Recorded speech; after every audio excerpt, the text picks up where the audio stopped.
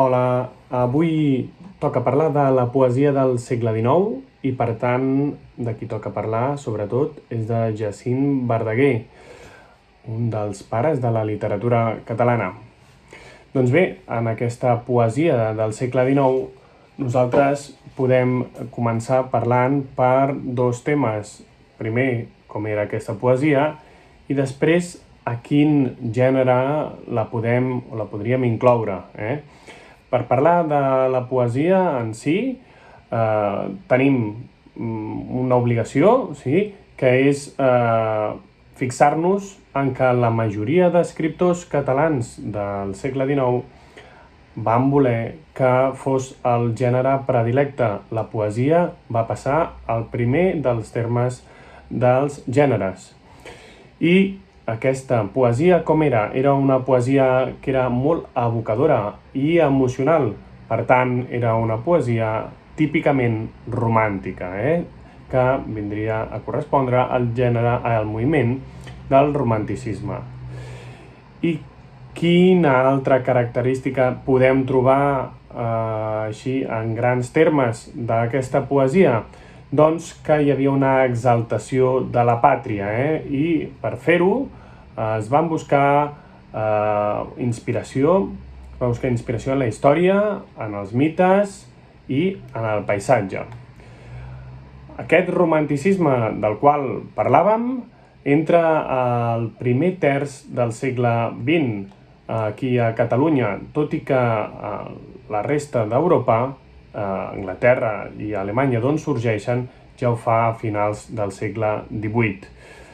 En aquesta etapa, el primer terç del segle XX, just quan està entrant a Catalunya, el romanticisme es fa en llengua castellana, majoritàriament, sí? Però més tard aquest romanticisme sap girar la truita, sap veure un altre enfocament i aprofita el moviment precisament per rehabilitar el català, per donar impuls a la Renaixença, com ja hem vist en un altre capítol. Doncs bé, si nosaltres hem dit que l'home més important de la poesia del segle XIX, i per alguns de la literatura en general catalana, és Jacint Verdaguer, anem a veure una mica de la seva vida i una mica de la seva obra, a veure qui va ser aquest home que és tan important per la nostra cultura i la nostra literatura. Doncs bé, Jacint Verdaguer neix a Folgueroles el 1845 i als 10 anys ja recita tan bé que se li fa un ingrés al seminari de Vic. Als 20 anys, continuant amb aquesta joventut tan promiscua culturalment, als 20 anys ja participa als Jocs Florals. Veiem que als 10 ja se'l considera un bon recitador, als 20 ja participa en els Jocs Florals i als 25 es fa sacerdot. La seva vida des de petit ja va a tot gas, que podríem dir. Es fa sacerdot als 25 i es passa 2 anys navegant. Durant aquests 2 anys en els quals està navegant escriurà l'Atlàntida, una obra cabdal de la nostra literatura.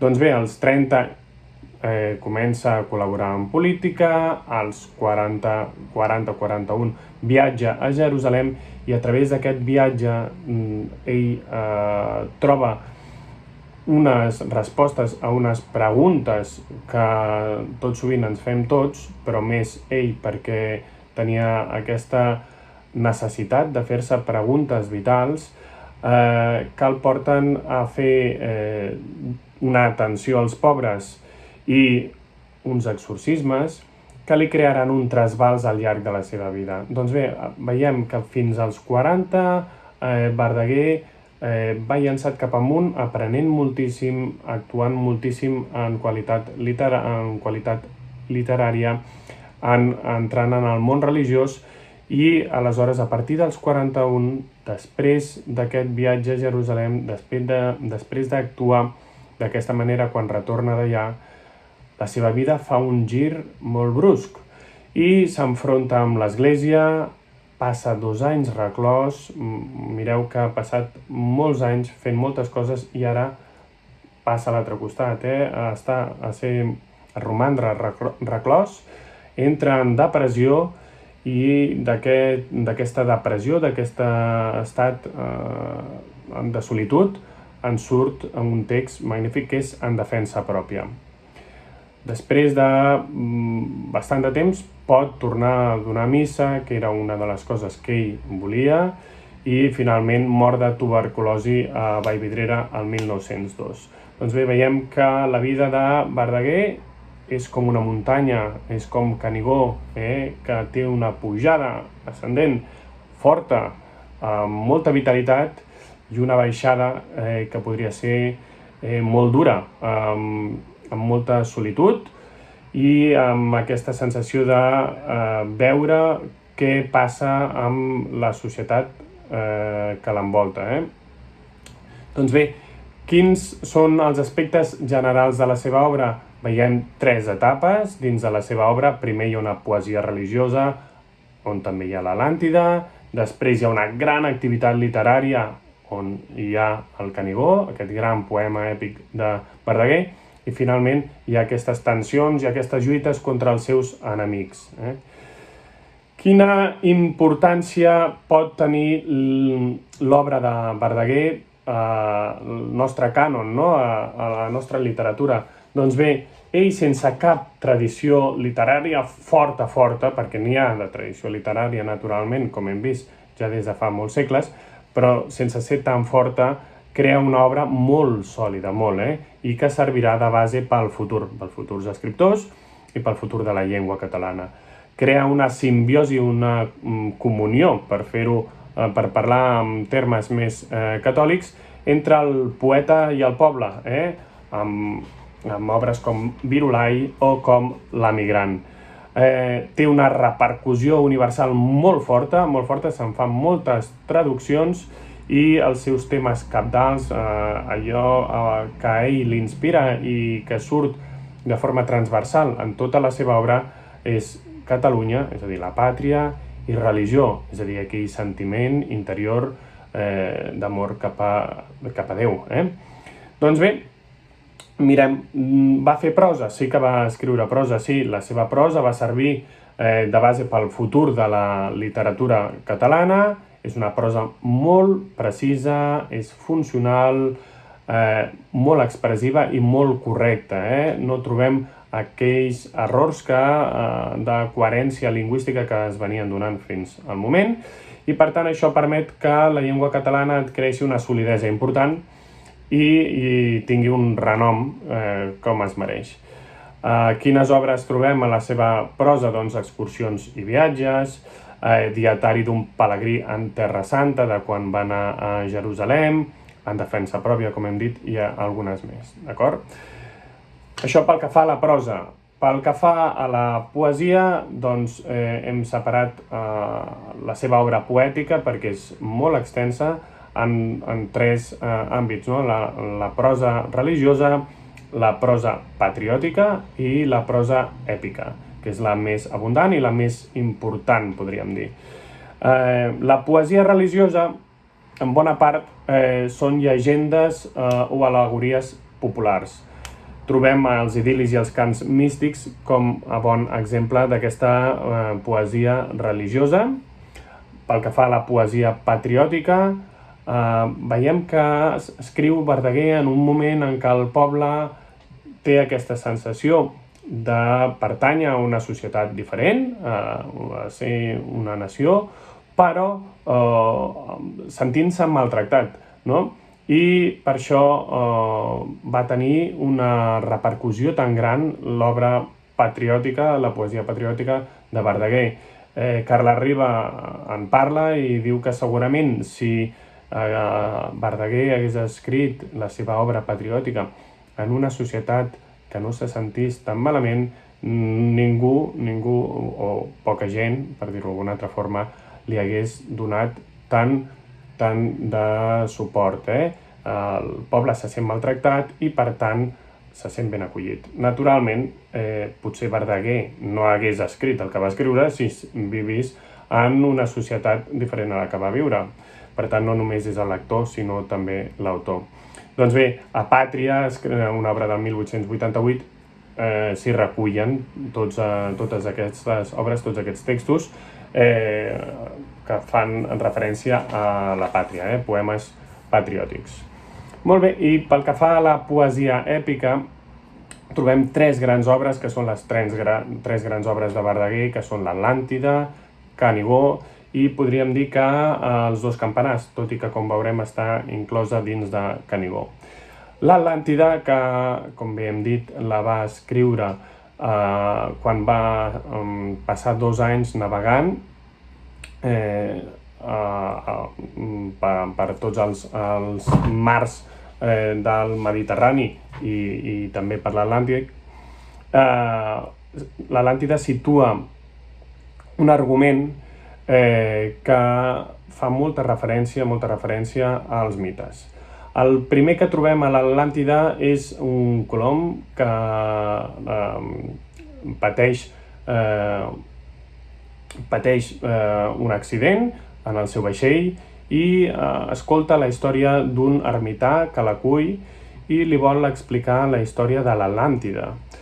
En aquesta història hi ha els 10 cants, on Hèrcules va a l'Atlàntida precisament a matar un drac, i això fa que després es pugui casar amb Hèsperis, la reina de l'Atlàntida. Aquest casament no està ben vist i, per tant, els atlants el persegueixen. Què passa? Que en aquesta fugida, Hèrcules, que és molt fort, obre les terres i separa el canal de Gibraltar. Què passa quan separa el canal de Gibraltar? Separa les terres i crea aquest canal de Gibraltar. Doncs que entra tota l'aigua i inunda el Mediterrani i, per tant, l'Atlàntida queda submergida sota les aigües. Finalment, Colom decideix embarcar-se una altra vegada i anar a l'altra banda de l'Atlàntic i descobrir Amèrica, tornant, acabant el cicle, fent una unió universal de tot el món. Doncs bé, quines característiques trobem en aquesta obra? Els personatges són, podríem dir, a part de personatges històrics, són personatges que provenen de la natura. El foc és un element molt important. El mar, amb la seva agressivitat, també adquireix la qualitat de personatge, o la terra que s'esberla, que permet el pas de l'aigua, també és un protagonista més d'aquesta obra. Això pel que fa a l'Atlàntida. Tenim també Canigó, escrit el 1886, on Verdaguer es beneficia dels mites per poder traçar la història de Catalunya. I ho fa a través de la història de Gentil, que és el fill de Tallaferro, que lluita contra els moros amb el seu oncle Guifré. Com veieu, utilitza personatges històrics per poder tramar una història fantasiosa. Gentil no és tan valent, o sí ho és, però no vol ser-ho, i abandona la batalla perquè se sent atret per la boira, per la fantasia de la muntanya, d'aquesta muntanya màgica que és Canigó, i aleshores se'n va. I allà a la muntanya s'enamora de Flor de Neu, que és la reina de les fades. Com veieu, abandona un procés vital i molt humà, com és la batalla, com és la guerra, per anar a un món fantasiós, com és el de les fades.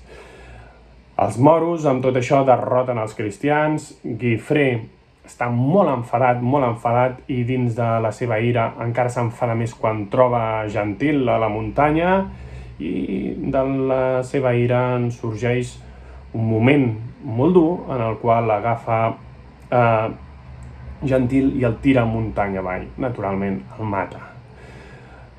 Un cop l'ha matat, se'n penedeix, però ja és mort, i Tallaferro, pare de Guifré, Tallaferro, pare de Gentil, s'enfada amb qui? S'enfada amb Guifré, que és el que ha matat el seu fill, normal, no? S'enfada amb l'home o la persona que s'ha carregat la vida del seu fill. Dins d'aquest moment de conflicte entre tots dos apareix l'abat Oliva, que és un personatge religiós, i posa ordre i remei i soluciona el problema que tenen tots dos. Tenim un pare enfadat perquè hi ha una persona que ha matat el seu fill, però quan apareix la religió pel mig posa calma. Aquesta és la visió que en traiem. L'abat Oliva puja dalt del Canigó i col·loca la creu. I de tot això, què en traiem? Doncs en traiem un desenllaç que és molt cristià, no? Déu venç aquest ambient pagà de les fades que s'havien endut un combatent cristià, o el venç, sí, i acaba santificant aquella muntanya, que era una muntanya perduda dins de la religió, on només hi havia sentiments pagans. Doncs bé, aquesta és la història de Canigó, escrita per Verdaguer. La natura és la gran protagonista, és serena i harmoniosa, perquè és així com se'ns presenta. Hi ha molts trets romàntics com medievalisme, la nit, la lluna, la foscor. Gentil és un somiador, que hi ha més romàntic que ser somiador, no? La natura és viva i apareix la mort, la follia, aquest embogiment que té Gentil, capaç de deixar de banda la batalla humana per anar-se'n cap a la muntanya. Hi ha les fades, hi ha la cultura popular. Són trets molt característics del romanticisme que hi apareixen naturalment. La tercera obra dins de la poesia èpica a la qual hem de fer referència són Los dos campanars, una obra que va promoure la reconstrucció de dues esglésies. Està escrit abans de Canigó, però finalment acaba sent l'epíleg d'aquesta obra. És una interpretació cristiana de la natura i és un plany, es lamenta que s'hagi perdut aquell sentiment de l'edat mitjana. D'acord? Fins aquí la poesia èpica de Verdaguer. Quines són les característiques o fonts d'inspiració de tota la seva obra? Doncs bé, el sentimentalisme, el somni, que són trets molt romàntics, aquesta fugida de la realitat. On fuig Verdaguer? Doncs fuig en paradisos perduts, l'Atlàntida, sí, a Canigó, allà dalt amb les fades, o en èpoques passades. Usa molt els mites, no només els mites cristians, també s'ha de dir. La naturalesa és un ésser viu més, sobretot nacionalisme, és una literatura molt patriòtica. Verdaguer és un dels grans patriotes de la cultura catalana i també la cultura popular. Recordeu que quan vam veure el romanticisme vam dir que per l'efecte pèndol, sí, ja no s'emmirallen tant els autors en el món greco-llatí, en els clàssics, sinó que es busca la inspiració més en la cultura popular, rondalles, en textos de tradició oral. I finalment, quina conclusió podem treure de tota la seva obra? Home, Verdaguer consolida aquesta renaixença, aquest moment en el qual el català comença a tenir una propietat molt més gran, sí? És el primer gran escritor de la literatura catalana contemporània, naturalment. Darrere trobem altres autors de renom, alguns com Ramon Llull, que és el gran autor medieval, o Ausiàs March, el poeta per excel·lència també medieval, però ell és el primer gran autor de la literatura catalana contemporània, sí, i fins i tot renova la mètrica catalana i permet que hi hagi una varietat més gran. Doncs fins aquí la poesia del segle XIX i, sobretot, la vida i obra de mossèn Cinto Verdaguer.